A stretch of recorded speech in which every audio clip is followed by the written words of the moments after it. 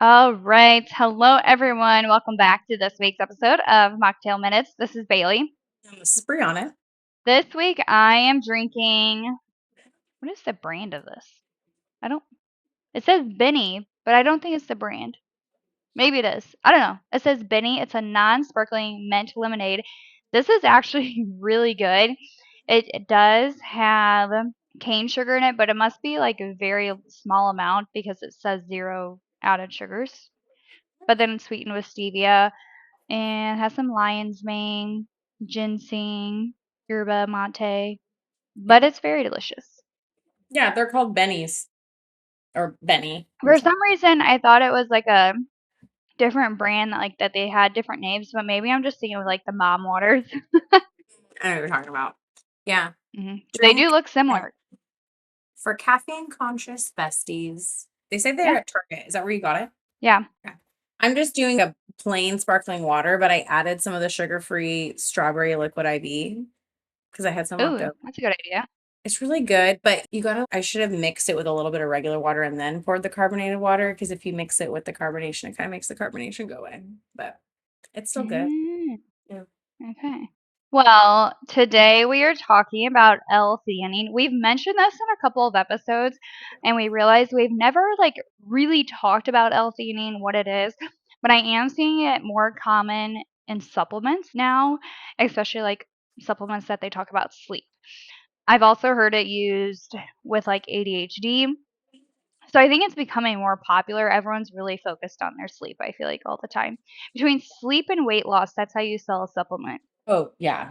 Sleep, weight loss, and if you throw a little stress, Yeah, it's some stress management in there, which also L-theanine does. I just feel like you're golden.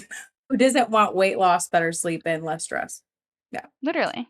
But L-theanine, and I started looking into it a lot more in terms of ADHD because it can help Mhm. if you take ADHD medicines, it can help you not feel so whatever. But L-theanine is an amino acid. It's a non-protein amino acid. So a lot of people, when they hear amino acid, they think proteins. It's a non-protein amino acid found mostly in green tea. I think other teas too, but teas. Mhm. And it helps to promote calm, focused mental state, and is often described as relaxed but alert. So not drowsy, relaxed but not drowsy. Yeah, like you're not gonna just like fall over and fall asleep. Yeah. Yeah. But with L-theanine, so it is going to affect basically your brain chemistry. So it crosses your blood-brain barrier and it works to increase GABA, dopamine, and serotonin. So that's how it affects your like mood and relaxation. And then it also promotes alpha brain waves, which is linked to calm focus, similar to like meditation. And then it helps to reduce the stimulating effects of caffeine. So that's where you get like smoother energy, less jitter. So I have seen it be added to like different energy drinks Yeah. lately. That's why I almost thought this drink was going to have it because it is like an energy drink, but it does not. So I was surprised by that. I'm trying to think of a super popular one that I'm trying to think of that I know for sure has it. I know, that's what I thought it was these, but I don't remember. But I haven't seen that more in like Mm. energy drinks having the L-theanine in it. Yeah, not But that making it. is what helps to, yes, like reduce that jittery type feeling. It's like, here, have 200 milligrams of caffeine, but don't worry, you're not going to feel it. Which Yeah. I think may actually get some people in trouble because they're like, oh, I feel great. I could have it. I'm like, I feel fine. I'm like, but it is backed by research. So this is one of those things. I think it is, I mean, it's a nutrition supplement. Like it does come from tea leaves, but it's like mostly a supplement. But it is backed by research. We have some for you. I think its number one thing is stress and anxiety reduction. So studies show L-theanine can reduce subjective stress and physiological markers like heart rate. So lower heart rate. And in one trial, they found that 200 milligrams a day reduced stress and improved sleep quality in adults with anxiety related symptoms.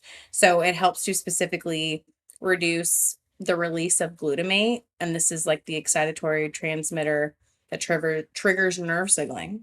And so if you have high amounts of that, you're going to have higher stress and anxiety. So it helps to block that release. And then it helps to increase the release of GABA, which GABA is another one that I feel like it kind of started getting popular for a It's a minute. bit of a buzzword.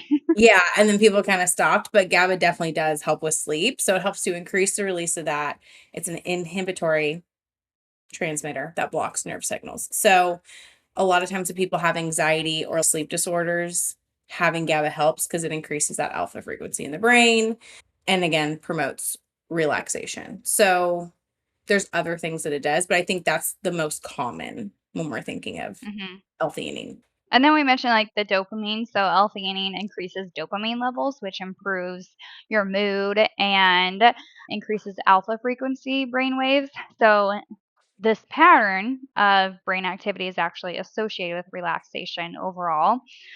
The other thing we think about with L-theanine is focus. So this is, I would say, kind of where people started looking into it more for like ADHD, Okay. and especially it's been added to that caffeine because when combined with caffeine, it's going to improve attention, reaction time, just like being able to switch tasks. But then I think about these things and I'm like, like task switching actually makes us less, what's it called? Productive. Not functional. What am I? Yeah, that like Yeah. functional. That Mhm. does not sound right. Yeah, it does make us less productive. And this is like a frustrating part with supplements is like we feel like, okay, if I take L-theanine, I'm gonna be so much more focused, and I can just do all my random things and be fine. But then it's like, okay, we still have to focus on the lifestyle side of Yeah. things, and that's where I tend to get frustrated with supplements. Is like they make all these claims, and it's like, okay, I'm taking L-theanine now, so now I can just keep my life the same and my stress is down. Like, that's not exactly how anything works. It's kind of like a tool in the toolbox you have to build your house. Yeah. You're not going to build an entire house with a hammer. Like, you No. need other tools to put the walls up and everything. Yeah, you're not gonna take an L-theanine supplement when you're on fire and then be like, "I'm just gonna feel better while on fire." I'm Like, it's so good now. you have to move things around, okay? And, yeah, you're not gonna just take it and be like, "Oh, now I'm super productive, I could do multiple tasks." You never do 100 things great, okay? Our brains are not wired for that. This does help with focus, and so if you're someone who is struggling with, I'm just trying to go to work and do my thing, I'm having a hard time focusing, maybe you do have ADHD, this could be maybe something to try, but it's definitely not going to be one of those things where I don't have to change anything and suddenly I feel great. I could just do more. Not quite. We cannot out supplement our life or our eating or our lack of water or our lack of sleep. We can use tools to help with those things. But we've got to just stop searching for all the supplements. Yeah. And I say this and like so I do take moon burnout at night and it has L-theanine in it. That doesn't mean I'm throwing all my sleep habits out the window. Like I'm Right. still focusing on pieces. It's using that in addition. So the other thing it does help with is sleep quality, but it's not like a sedative. So L-theanine isn't just gonna like knock you out. It helps more to quiet the mind. So it's really helpful for people whose sleep issues are really driven by stress or just like overthinking that tired but wired feeling. So it's been seen like 200 to 400 milligrams per day improved sleep efficiency and reduced nighttime wakings overall in a couple of just like small trials. So we are seeing that L-theanine may improve sleep quality because of the relaxing effects on the nervous system. And it's also seen to like reduce sleep latency or like the time it takes to fall asleep. But it's different than melatonin, which we will get into. Yeah. And I was just looking up because I've been wanting to try the one that you have. I was looking at usually I like Mag Soothe and I thought it had magnesium with L-theanine. It does not. It's just magnesium. And The so Moon Brew does have the magnesium in it too.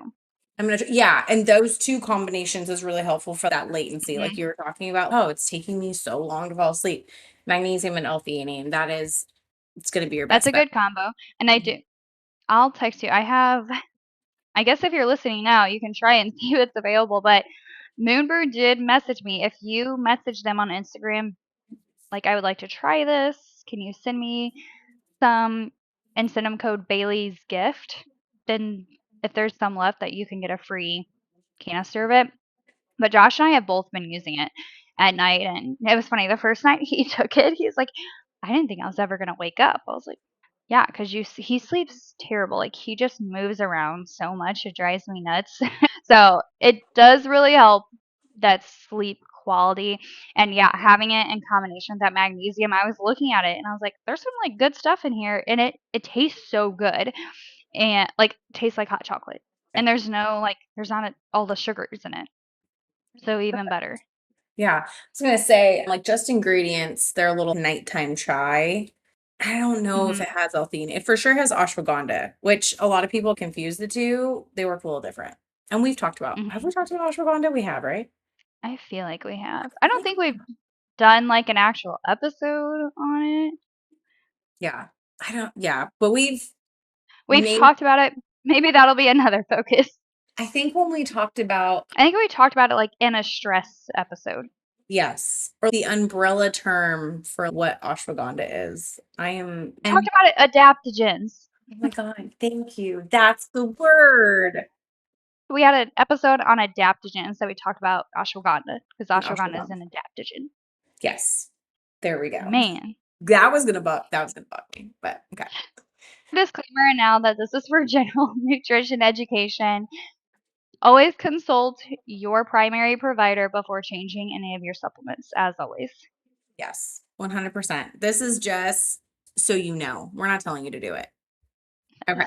So the other thing it is helpful for, I would say probably the last thing that's more commonly talked about. Like there is some research around like its immunity benefits and everything, but there's also early research around cognitive protection. So some evidence is suggesting that we have like neuroprotective effects with L-theanine, but not super great now.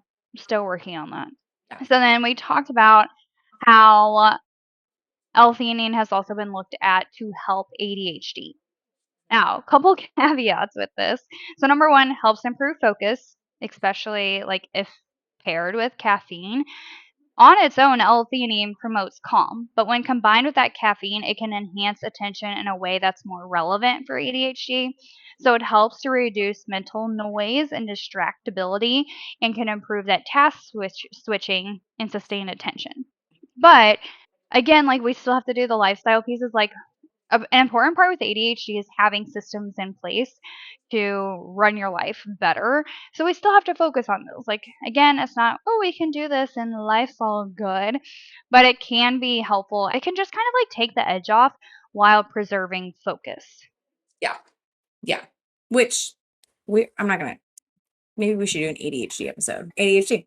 It also reduces hyperactivity and impulsivity. So this is more mild, but it can help. So because it's increasing the calming neurotransmitter GABA, it helps to reduce like restlessness, impulsivity, and the like I can't sit still feeling. Hmm. This effect is much more subtle than like an actual ADHD medication, obviously, but it can be helpful.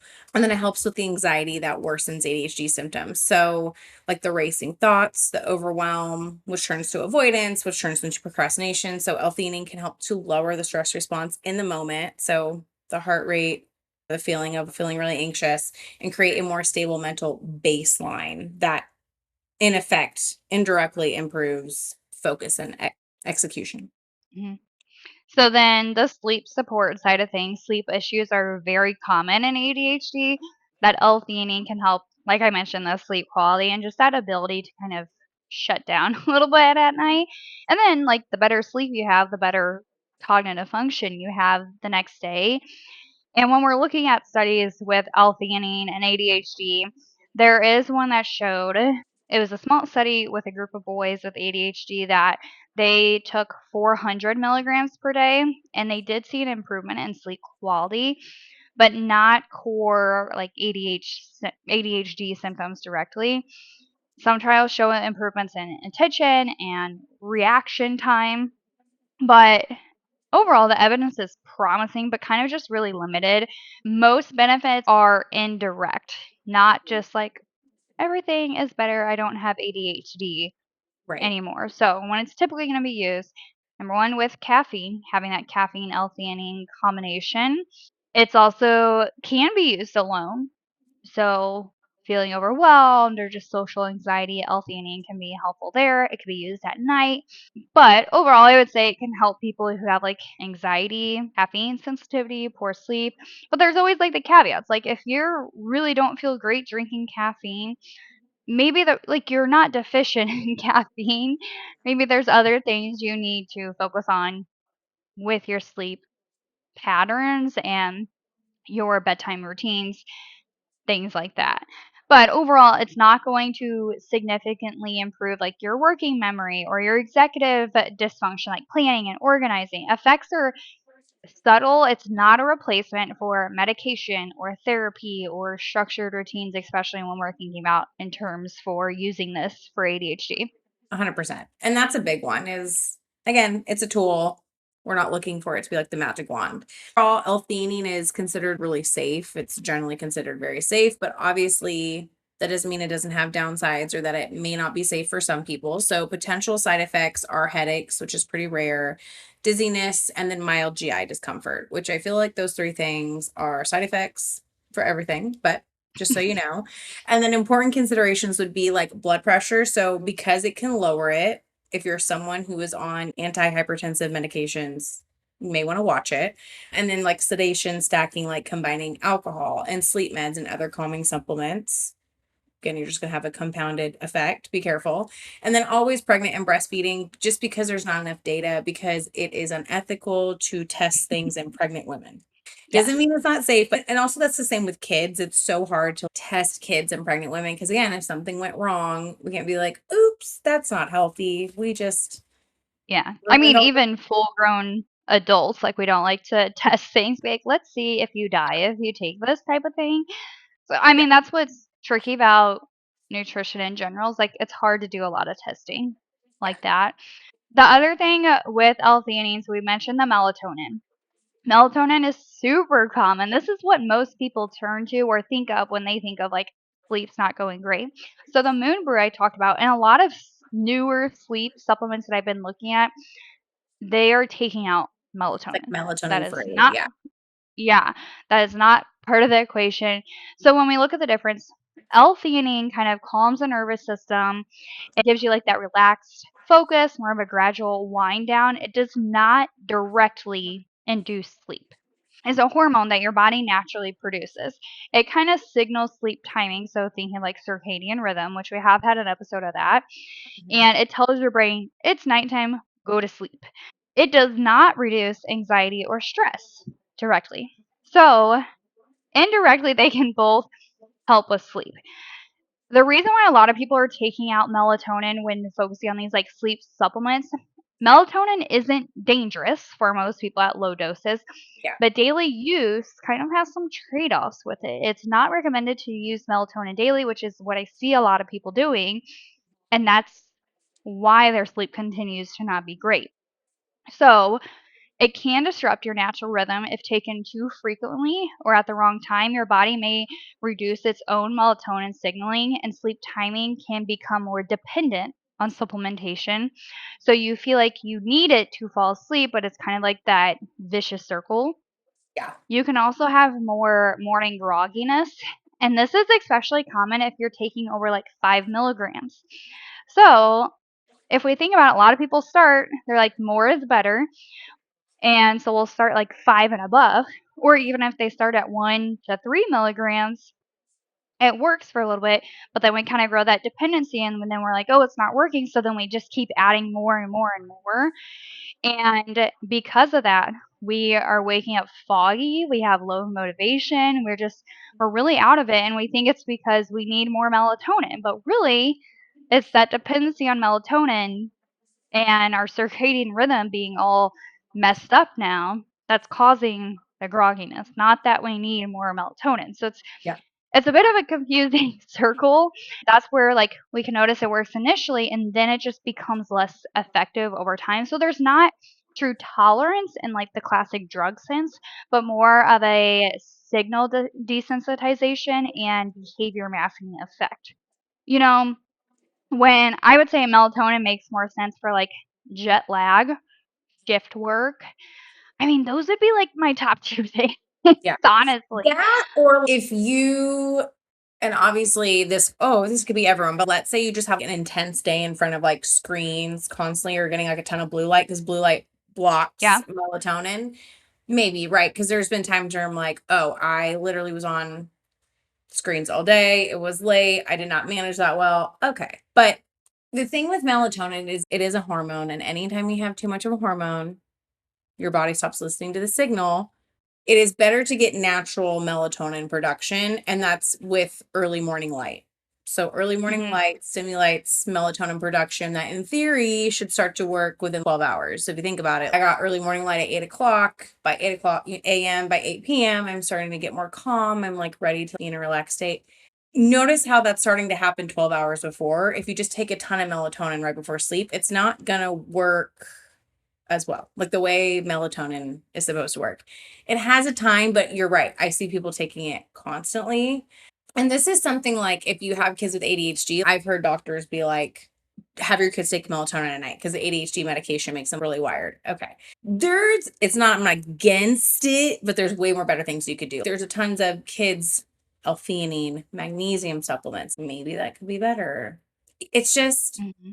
it doesn't work the way it's supposed to. And then you feel crappy the next day. And then you drink a ton of caffeine. And then you feel more jittery. And then you have less good sleep. And you kind of just keep it going. Keep So the vicious circle going, and we don't even realize it. That's why I think it was important that we did this episode because I've been looking more into like L-theanine, but I also know like most people are going to turn to melatonin. That's what's commonly known to help sleep. And it is challenging, like even with our jobs, like we both are virtual dietitians. Like we yeah, work online all day long. yep, And so like if I were to take melatonin every night, like that's not because this is my everyday. And so thinking about, okay, what are we doing?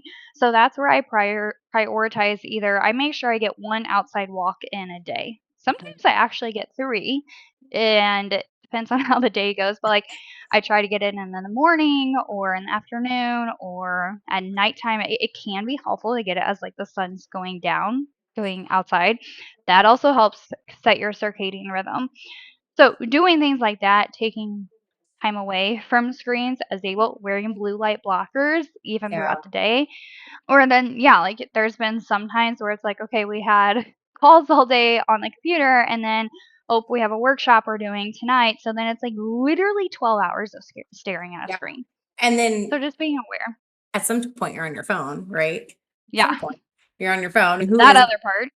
Yeah. So if you're thinking I need help with relaxation, circadian rhythm, sleep, I would say long term L-theanine probably fits better because it's not going to override hormones. It doesn't force sleep timing, and it works on stress pathways more appropriately instead of messing with your circadian rhythm. It supports your natural circadian rhythm. So food for thought. But again, we're not a doctor. We're not your dietitians. We don't know all your medical history.